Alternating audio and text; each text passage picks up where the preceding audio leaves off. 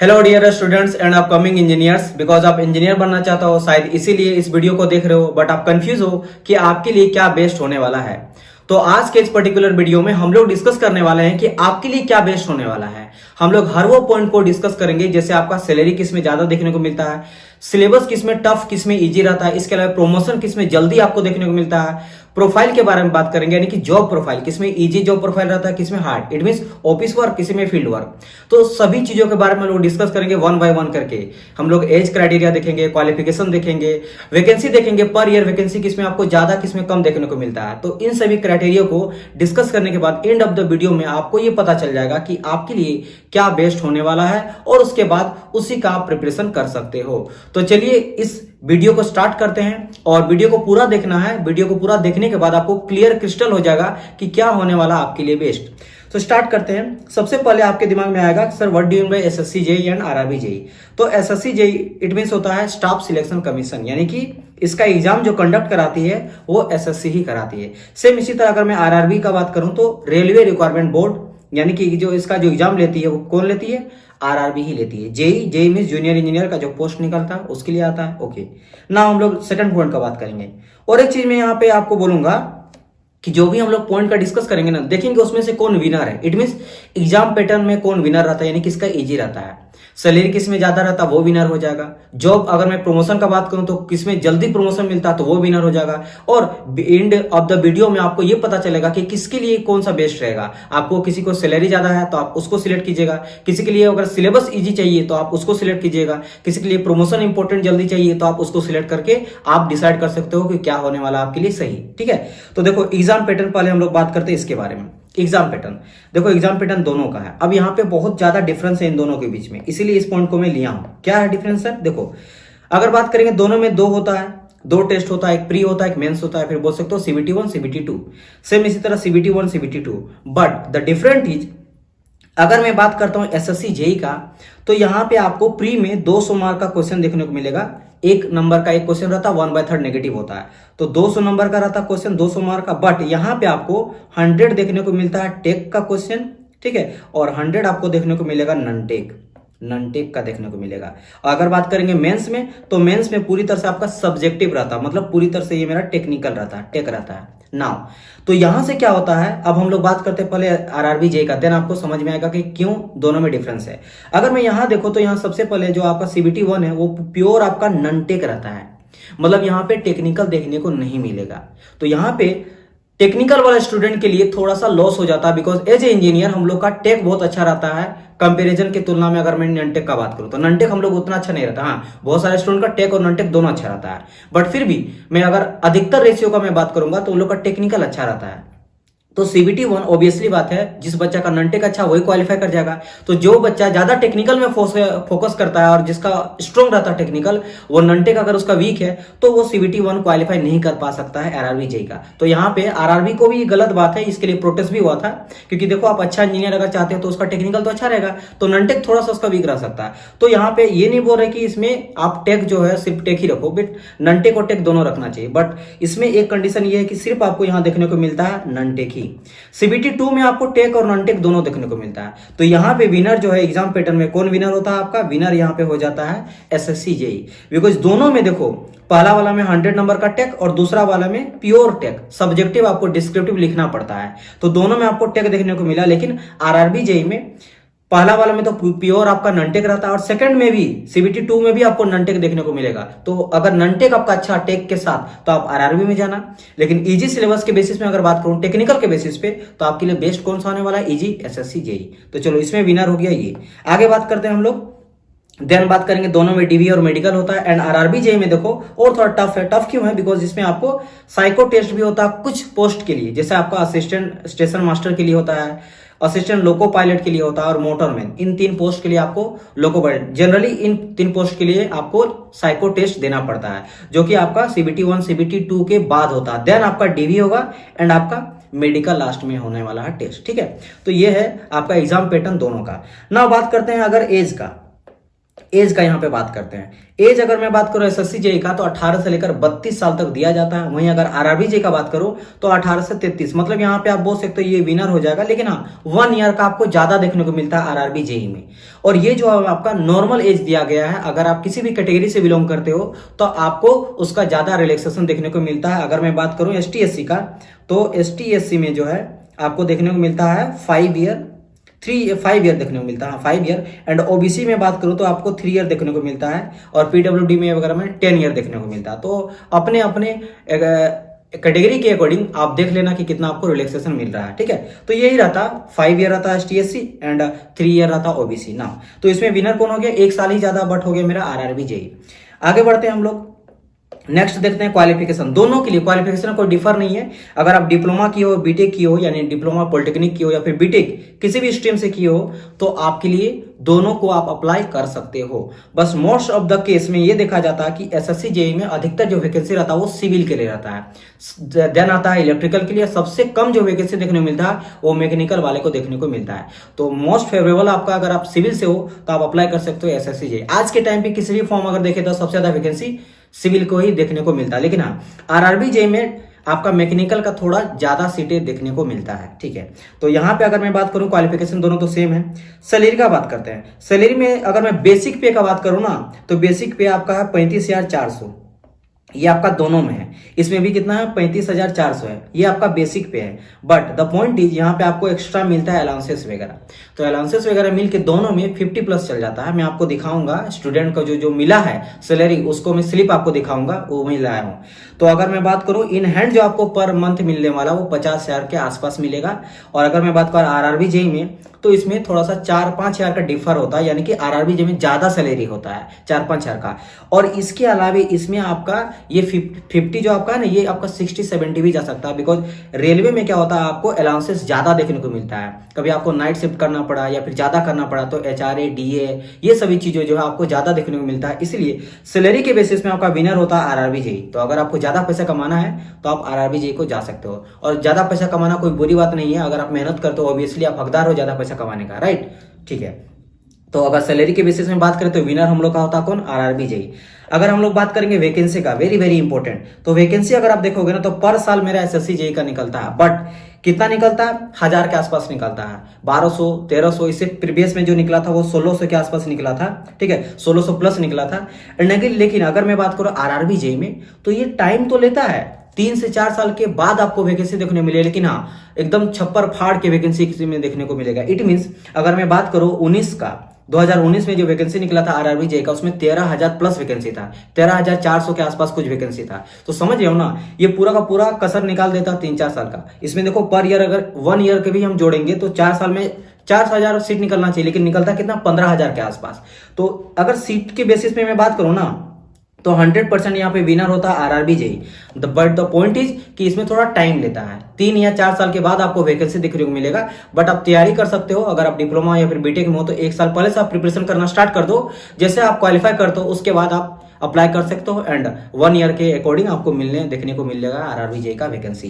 तो वैकेंसी के बेसिस में मैं तो मानूंगा आरआरबी जेई बेस्ट है, लेकिन हाँ पर ईयर के बेसिस में आपको अगर अप्लाई करना है तो आप जा सकते हो एसएससी जेई को। अगर आप सिविल वगैरह हो तो आप एसएससी जेई सिलेक्ट कर सकते हो, बिकॉज सिविल का बहुत ज्यादा वैकेंसी देखने मिलता है। मैकेनिकल के लिए टफ होता है, बिकॉज मैकेनिकल का कभी 6 कभी 3 इतना भी बुरा कंडीशन आ जाता है, और ज्यादा मैक्सिमम देखा जाता है 30-40, इससे मैक्सिमम कभी नहीं जाता है।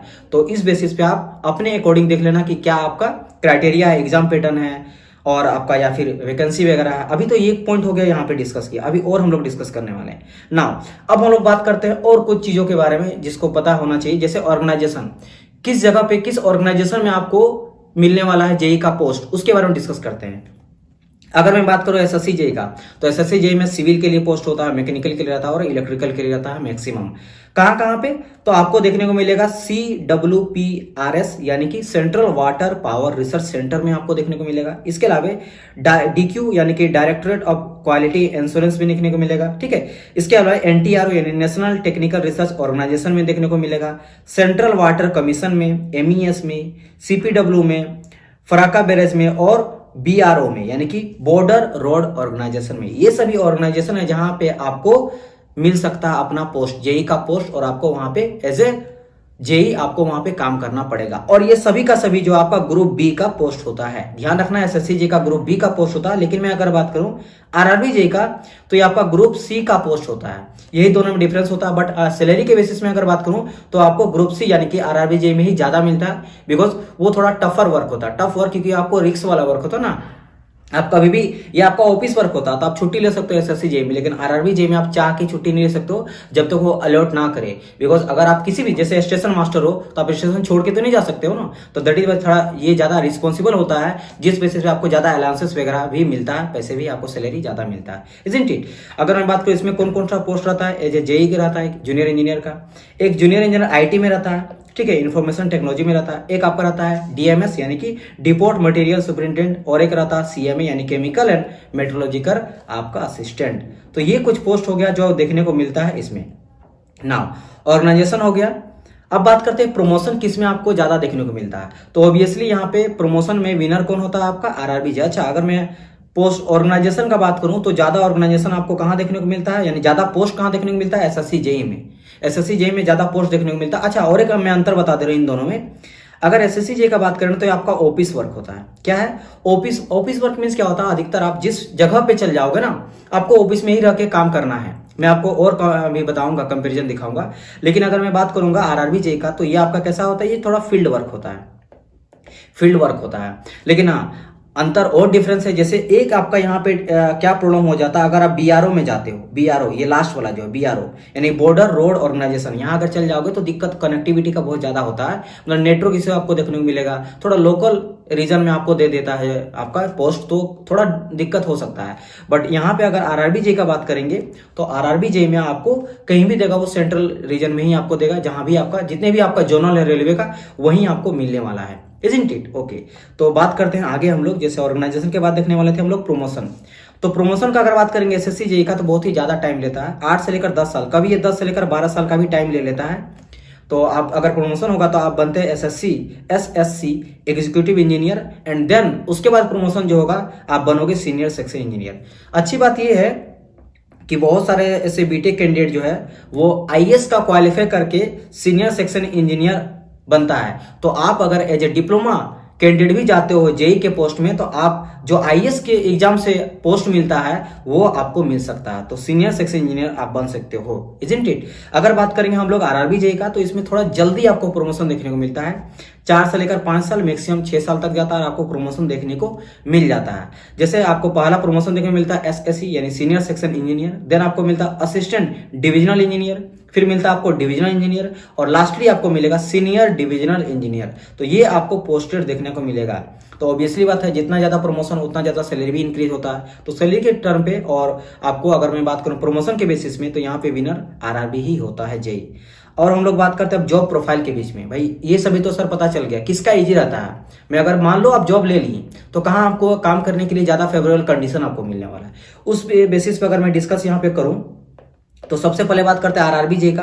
आरआरबी जे 2 जगह पे आपको work as a post JE मिल सकता है। एक या तो वर्कशॉप में मिल जाएगा या फिर ओपन रेलवे में। अगर आपको वर्कशॉप में मिलेगा तो प्रेशर थोड़ा कम रहता है, लेस प्रेशर रहता है, बिकॉज वर्कशॉप के अंदर ही रहता है, उसी के अंदर जितने वर्कर है आपको उसके देखरेख करना मशीन का। क्योंकि देखो आरआरबी जी में होता क्या है, इंजन वगैरह जो होता है उसका इंस्पेक्शन करना पड़ता है, उसका रिपेयर करना पड़ता है, अगर कहीं बनता है उसके बारे में देखरेख करना पड़ता है, ट्रैक वगैरह बनता है, वो सभी चीज के रिलेटेड आपको यहाँ पे काम करना पड़ेगा।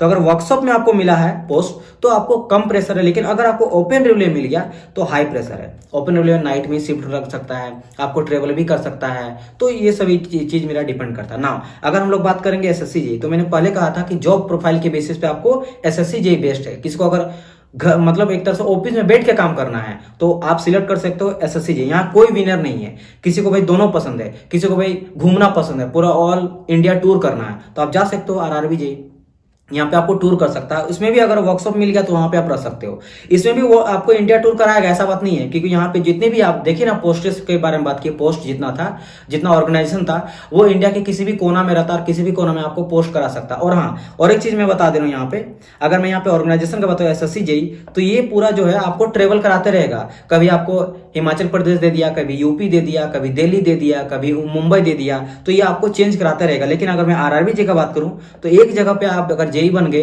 तो आपको पूरा का पूरा लाइफ भर उसी में प्रमोशन करके उसी जोनल रेलवे जोनल में आपको रहना पड़ेगा। समझ रहे हो। लेकिन उसके वहीं जोन की अगर मैं बात करूं तो वहां पे आपको यहाँ जो है फील्ड वर्क देखने को मिलता है ज्यादा इन आरआरबी जेई, और आप किसी भी जगह घुमा रहे हो वहां पे आपको ऑफिस वर्क देखने को मिलता है, घुमाता बट ऑफिस वर्क रहता है। फायदा भी आरआरबी जेई का, जैसे आपको रेलवे वगैरह में आप अपने जो भी फैमिली रहता है उसको फ्री अलाउंसेस रहता है, फ्री ट्रेवल कर सकते हो, ट्रेवल कहीं भी, ठीक है। तो ये हम लोग का जॉब प्रोफाइल के बेसिस में कौन विनर होता है, एसएससी जेई, क्योंकि इसका काम क्या रहता है, प्लानिंग करना, अकाउंट्स देखना, एग्जीक्यूट करना, सुपरविजन करना एंड आपको असिस्ट करना, सुपीरियर जो आपका रहता है, जो आपके सीनियर रहता है उसको आपको रिपोर्ट करना पड़ता है, एग्जीक्यूट करना पड़ता है, सुपरविजन देखरेख करना पड़ता है, प्लानिंग करना पड़ता है, अकाउंट्स वगैरह देखना पड़ता है, सभी ऑफिस वर्क में ही आता है। चलिए, एंड लास्ट हम लोग का बचा है सैलरी, जो इंपॉर्टेंट है। स्लिप में दिखा दे रहा हूँ, डिस्कस तो हम लोग बात कर ही लिए थे। देखो ये आपका एसएससी जेई है, आपका आरआरबी जेई है। देखो यहाँ पे आरआरबी जेई इन हैंड है सैलरी, और ये एक्चुअल जो मिला गया है उसी का यहाँ पे स्लिप दिखाया गया है। देखो दोनों का मैं बात करता हूँ, यहाँ पे यह नाम वगैरह जो है इरेज कर दिया गया ताकि उसका अपना बना रहे, ठीक है, सिक्योरिटी के रीजन से।